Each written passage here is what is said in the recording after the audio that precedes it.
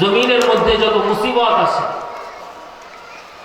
যত বিপদ আপদ আসে, এই সব বিপদ আপদ গুলো আমাদের নিজেদের হাতের কামাই। কোরআনে কারীমের মধ্যে অন্য জায়গায় আল্লাহ বলেন, যাহারাল ফাসাদু ফিল বাররি ওয়াল বাহরি বিমা কাসাবাত আইদিন নাস। জমিনের মধ্যে যত ফাসাদ আসে, যত বিপদ আপদ আসে, এই সব বিপদ আপদ গুলো আমাদের হাতের কামাই, আমাদের নিজেদের গুনাহের কামাই। যখন সমাজের মধ্যে গুনাহ ছড়িয়ে যায়,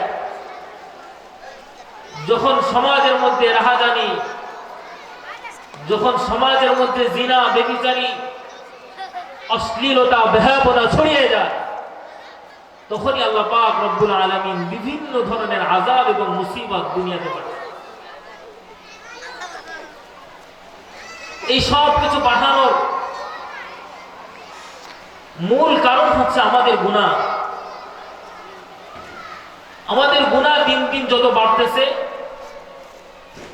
আমাদের অশ্লীলতা, সমাজের মধ্যে যে অশ্লীলতা দিন দিন যত বাড়তেছে,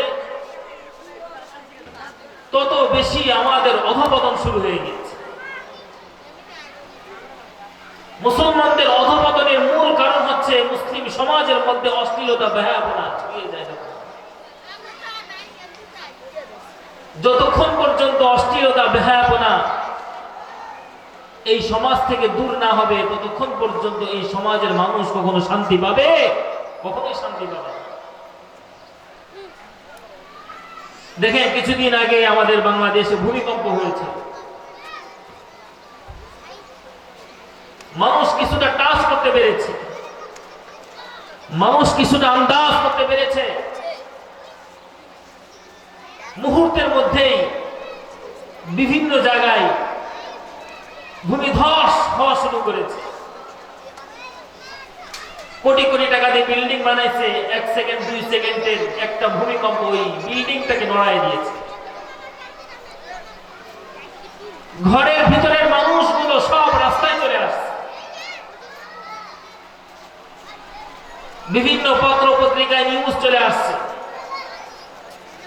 ভূমিকম্প যদি আর সামান্য সময় যদি বেশি হয়ে যায়, তো তাহলে বাংলাদেশের অবস্থা খারাপ হয়ে যায়, দেশের অবস্থা খারাপ হয়ে যায়। কিন্তু অত্যন্ত আফসোসের বিষয় হলো,